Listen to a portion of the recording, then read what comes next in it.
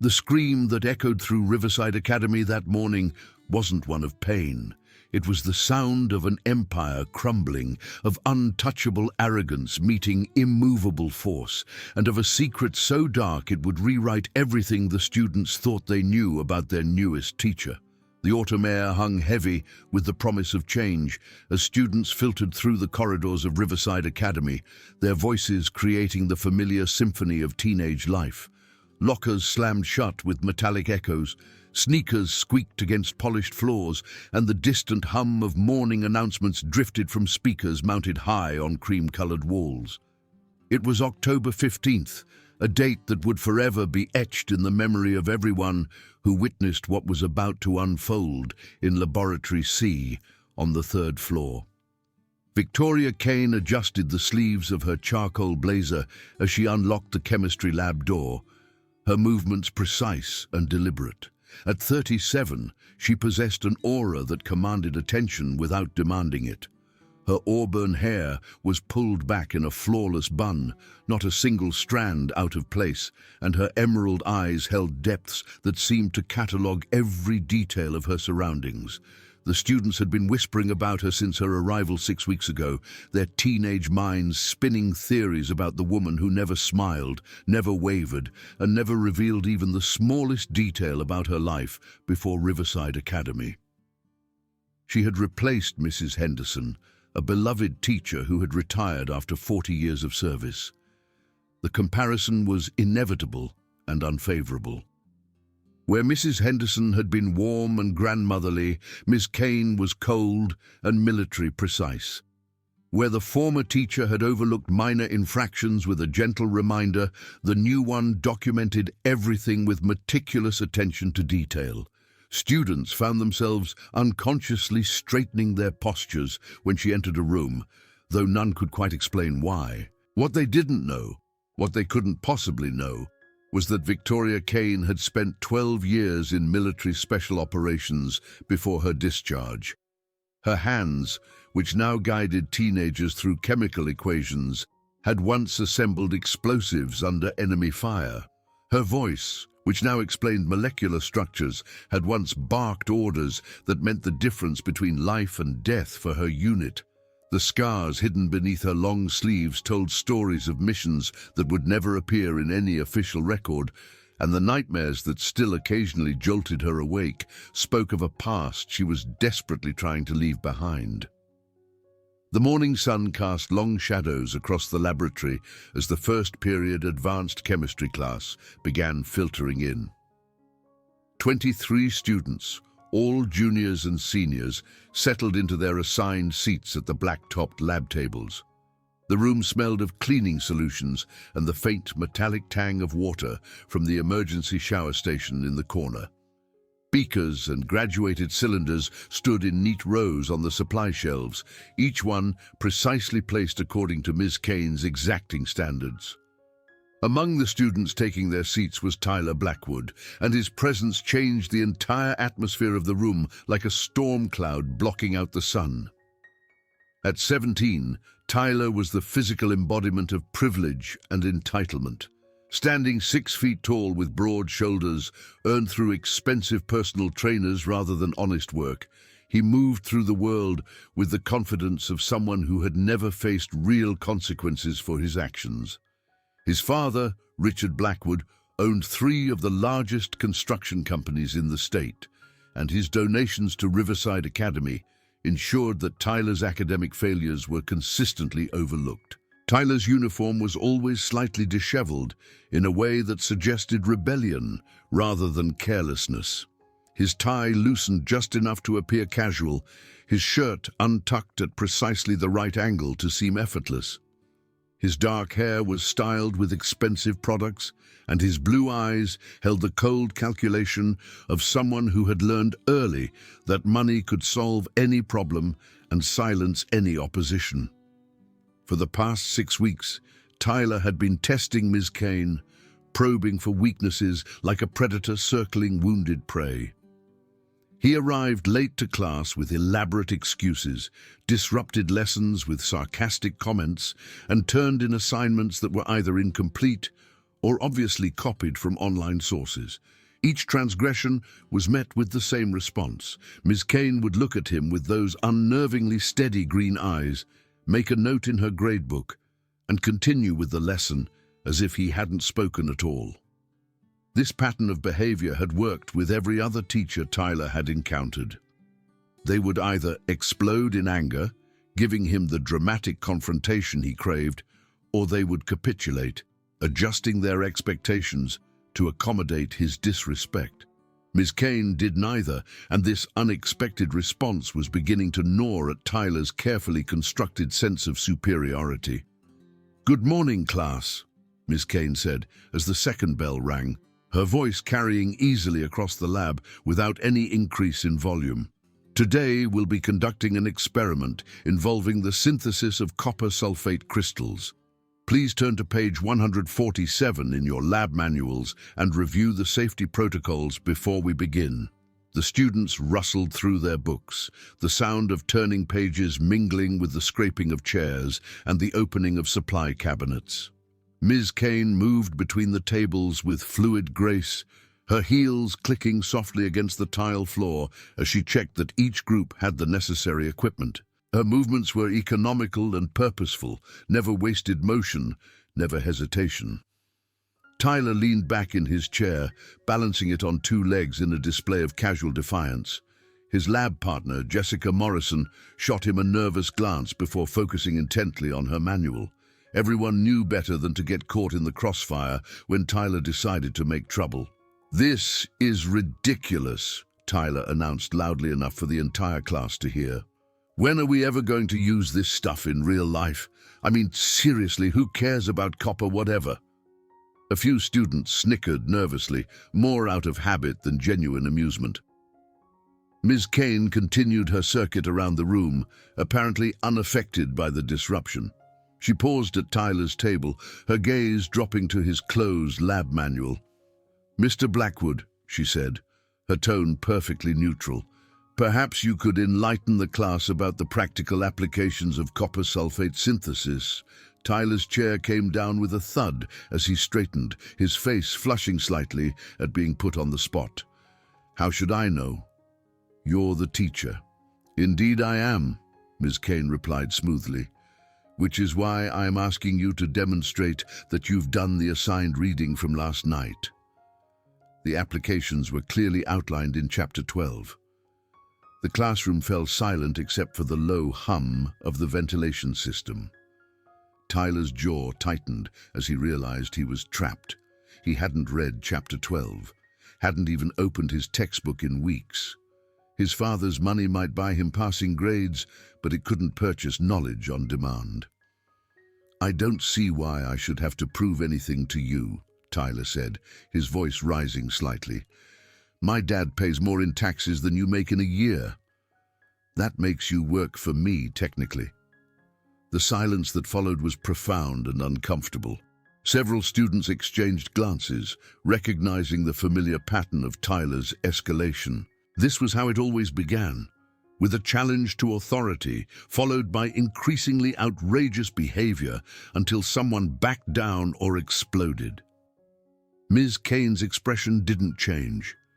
She simply looked at Tyler for a long moment, as if cataloging every detail of his face before speaking again. "Your father's tax contributions fund the public school system, Mr. Blackwood. Riverside Academy is a private institution.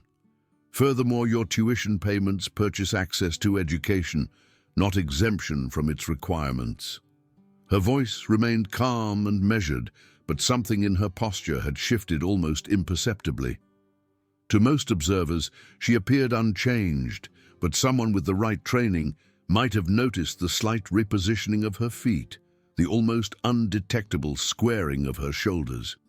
Tyler felt his face burn with humiliation. He was supposed to be in control of this situation, supposed to be the one making others uncomfortable. Instead, he found himself fumbling for a response, while his classmates watched with barely concealed fascination. "Whatever," he muttered, opening his lab manual with exaggerated indifference. "Let's just get this over with." For the next 30 minutes, the class proceeded normally. Students heated solutions over Bunsen burners, measured chemicals with precision, and recorded observations in their lab notebooks. The sharp smell of copper sulfate filled the air as the synthesis reactions progressed, and the lab tables were soon dotted with small beakers containing the distinctive blue crystals.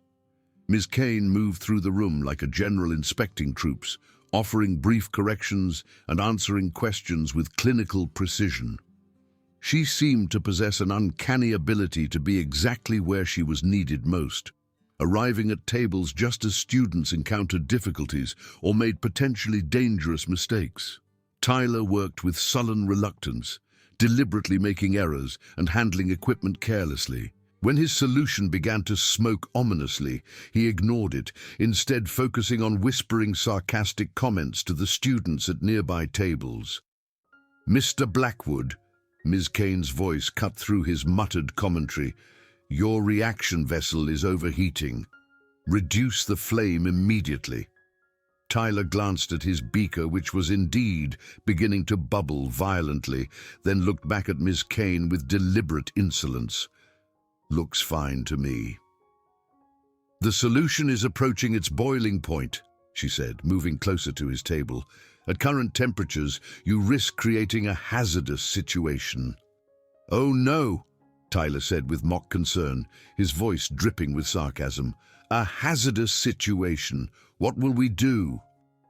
He made no move to adjust his burner, instead crossing his arms and leaning back in his chair with a smirk that had intimidated countless teachers before her. Ms. Kane reached across the table and turned down his Bunsen burner herself, her movement swift and decisive. The flame guttered and settled to a safe level, and the violent bubbling in Tyler's beaker subsided to a gentle simmer. "Hey!" Tyler shot to his feet, his chair clattering backward. "Don't touch my stuff!" The entire class turned to stare. Jessica Morrison scooted her chair away from the table, instinctively creating distance from what she sensed was about to become a dangerous situation. Other students began to gather their things, preparing to flee if necessary. "Your stuff," Ms. Kane replied evenly, was about to spray superheated copper sulfate solution across half the laboratory. Lab safety protocols supersede personal preferences. Tyler's face darkened with rage. He wasn't used to being corrected, wasn't used to being made to look foolish in front of his peers.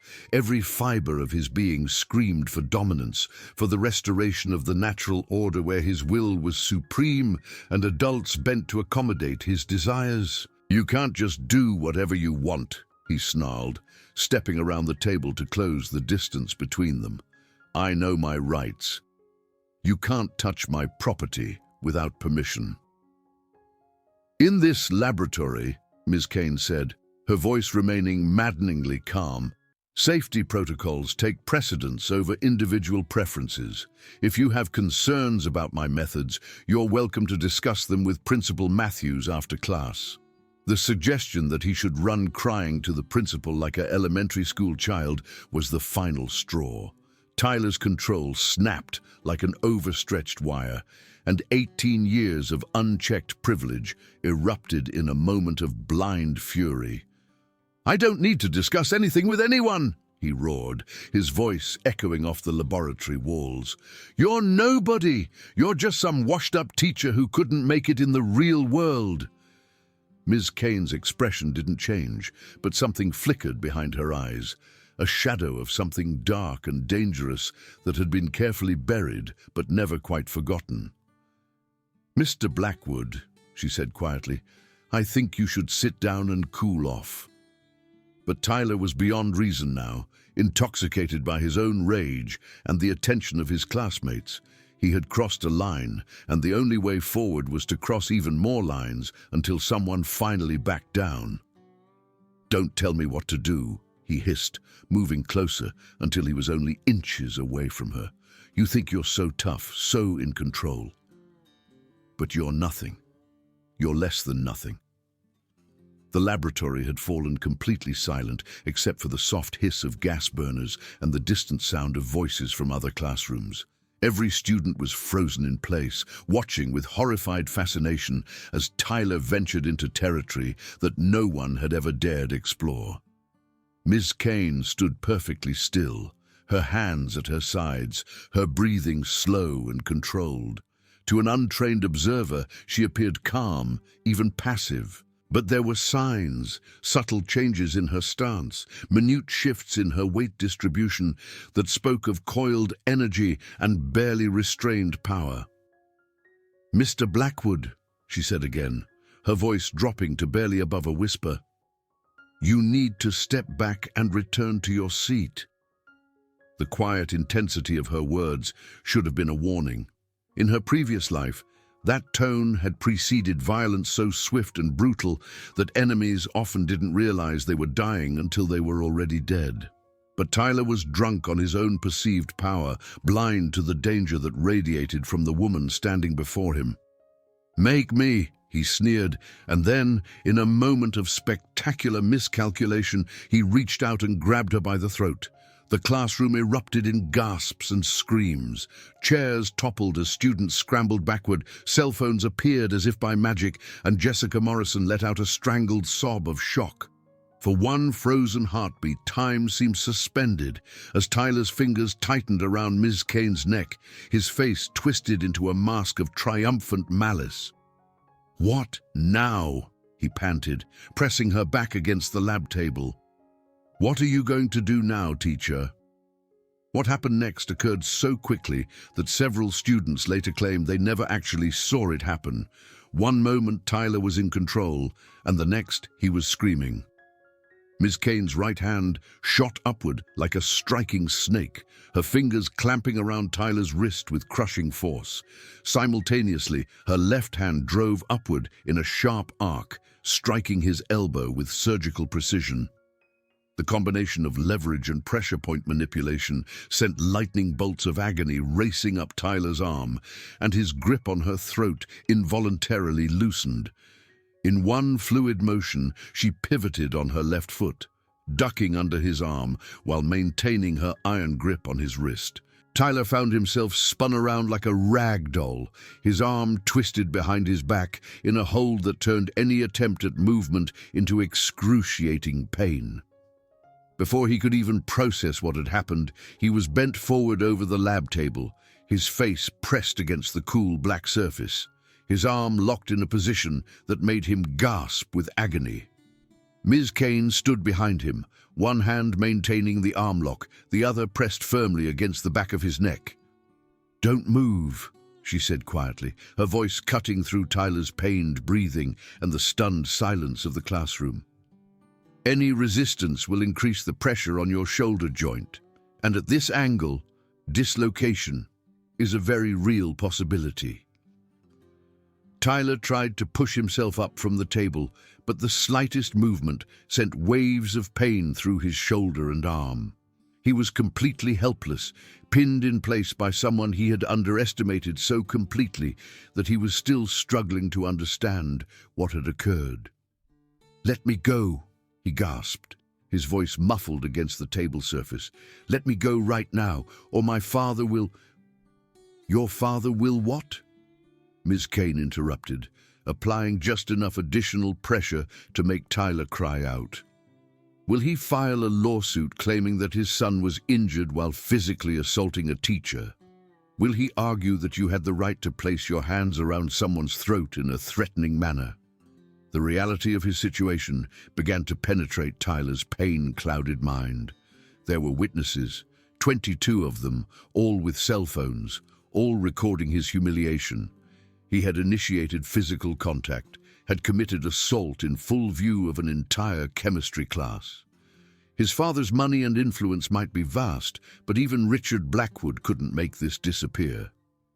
"I want you to listen very carefully," Ms. Kane continued, her voice never rising above conversational level. "You will apologize to me and to this class for your behavior. You will acknowledge that your actions were inappropriate and dangerous, and you will do so with the same volume and conviction that you used to threaten me." Tyler's face burned with humiliation that far exceeded the physical pain radiating from his shoulder. He could hear the soft sounds of his classmates shifting in their seats, could feel their eyes boring into him as he lay helpless and defeated. This wasn't how things were supposed to work. He was Tyler Blackwood, untouchable, unstoppable, undefeated. "I'm waiting," Ms. Kane said patiently. "I'm sorry," Tyler mumbled into the table surface. The pressure on his arm increased slightly, louder. "And lift your head so everyone can hear you clearly." Tyler raised his head with great effort, his face flushed red with pain and shame. Several of his classmates had their phones pointed at him, recording his downfall for posterity. The images would be on social media within minutes, shared and reshared, until his humiliation reached every corner of the school and beyond. "I'm sorry," he said again, his voice cracking slightly. "I'm sorry for what I did. It was wrong. Continue. I shouldn't have grabbed you. It was assault and it was dangerous and I—" His voice faltered as the full weight of his actions began to sink in. "You what, Mr. Blackwood?" "I was completely out of line," he finished, the words tasting like ashes in his mouth. Ms. Kane held the position for another few seconds, ensuring that the lesson was fully absorbed by everyone in the room before gradually releasing the pressure. Tyler remained bent over the table for a moment, gasping and trying to process the rapid reversal of his circumstances. "You may return to your seat," Ms. Kane said, smoothing down her blazer and adjusting her sleeves as if nothing had happened. "Class is dismissed. Please leave your lab reports on my desk before you go." The students moved in stunned silence, gathering their belongings with mechanical precision while casting furtive glances at both Tyler and their teacher. Tyler slowly straightened, his arm hanging limply at his side, his face a mask of shock and humiliation. He looked around the room as if seeing it for the first time, taking in the faces of his classmates, some sympathetic, others openly pleased to see his comeuppance, all of them forever changed in how they viewed him. As the students filed out of the laboratory, whispers began to spread like wildfire through the corridors of Riverside Academy. By lunchtime, the story had grown and mutated, each retelling adding new details and embellishments. Some versions claimed that Miss Kane had thrown Tyler across the room, others insisted that she had nearly broken his arm. The only consistent element in every account was the shocking revelation that their quiet chemistry teacher was far more than she appeared to be. Tyler left the school that day in shame and confusion, his untouchable reputation in ruins. For the first time in his life, he had encountered someone who couldn't be bought, intimidated, or manipulated. Someone who had responded to his violence not with fear or capitulation, but with overwhelming force and perfect control. Word of the incident reached Richard Blackwood within hours, but even his vast influence couldn't undo what had been witnessed by an entire classroom. The security cameras had captured Tyler's initial assault, and the student recordings showed his complete and utter defeat. Any legal action would only draw more attention to his son's humiliation and criminal behavior. As for Ms. Victoria Kane, she continued teaching her remaining classes that day as if nothing had happened.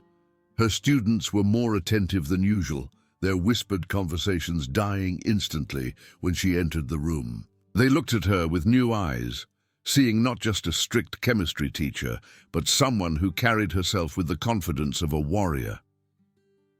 That evening, alone in her small apartment, Victoria allowed herself a moment of reflection. She had hoped to leave her past behind, to find peace in the quiet routine of teaching. But the muscle memory was still there, the training that had been burned into her bones through years of combat and survival. It had emerged without conscious thought when faced with genuine threat, as natural and automatic as breathing. She looked at her hands in the bathroom mirror as she prepared for bed, noting the way they remained perfectly steady despite the day's events. These hands had ended lives when necessary, had saved lives when possible, and now they guided teenagers through the mysteries of chemical reactions. The contradiction should have troubled her, but instead she found it oddly comforting. Tyler Blackwood had learned a lesson that day that no amount of money could have purchased. He had discovered that there were still people in the world who couldn't be bought or bullied, people who carried within themselves the capacity for swift and decisive action when pushed beyond reasonable limits. As for the other students, they had witnessed something that would reshape their understanding of authority, respect, and consequences. They had seen that true strength often wore the quiet mask of competence, and that the most dangerous people were often those who seemed the most ordinary. The story of what happened in Laboratory C would become legend at Riverside Academy, passed down from one class to the next with the reverence reserved for myths and cautionary tales. And at the center of that legend stood Victoria Kane, teacher, guardian, and keeper of secrets that would forever remain locked away behind eyes as deep and mysterious as the ocean itself.